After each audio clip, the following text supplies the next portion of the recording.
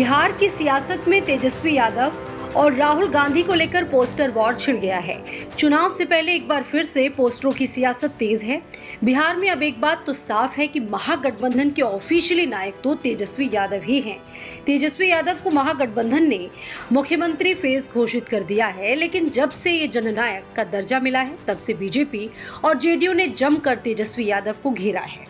BJP प्रदेश अध्यक्ष दिलीप जायसवाल ने कहा कि जो जननायक की उपाधि को चुराने का प्रयास कर सकते हैं उनको नायक नहीं बल्कि खलनायक कहा जाएगा। आपने देखा कि एक तरफ राहुल गांधी और तेजस्वी यादव ने एसआईआर के वक्त जो है मतदाता पुनरीक्षण के वक्त अपने नाम के पीछे जननायक लगाने का प्रयास किया कि जननायक राहुल गांधी, जननायक तेजस्वी यादव, और चले थे वोट चोरी का मामला लेकर के, और बाद में उन्होंने जननायक की उपाधि का चोरी कर लिया। जननायक सिर्फ भारत रत्न जननायक कर्पूरी ठाकुर जी के पीछे ही लग सकता है, लोकनायक जयप्रकाश नारायण जी के पीछे ही लग सकता है। लेकिन मैदान में तेजस्वी को कई और उपाधियों से नवाजा जा रहा है। विरोधियों ने खलनायक और नालायक जैसी उपाधियां भी दे रहे हैं।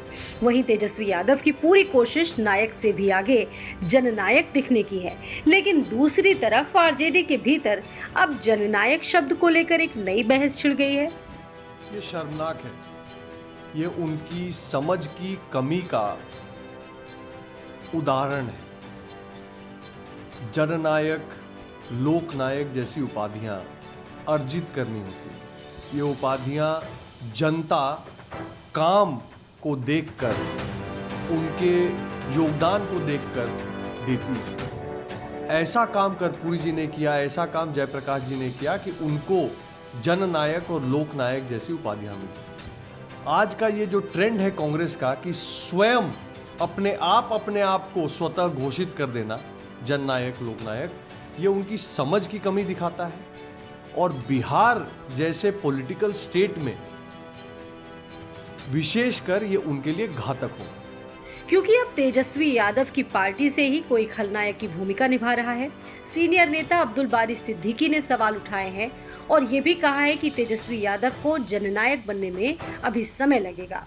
उन्होंने कहा कि तेजस्वी यादव अभी लालू यादव की विरासत को आगे बढ़ाने की कोशिश कर रहे हैं, लेकिन जननायक कहलाने के लिए लालू या कर्पूरी ठाकुर जैसे नेताओं के पद चिन्हों पर चलना होगा। सिद्दीकी ने स्पष्ट किया कि जननायक की उपाधि विशेष रूप से पूर्व मुख्यमंत्री और भारत रत्न कर्पूरी ठाकुर के लिए इस्तेमाल की जाती है और तेजस्वी को ये उपाधि हासिल करने के लिए समय और कड़ी मेहनत की आवश्यकता होगी।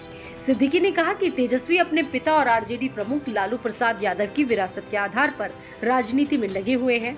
वो लालू प्रसाद की राजनीति की विरासत हैं और उन्हें ये सम्मान अपने पिता और ठाकुर के नक्शे कदम पर चलकर खुद को स्थापित करने के बाद ही मिल सकता है।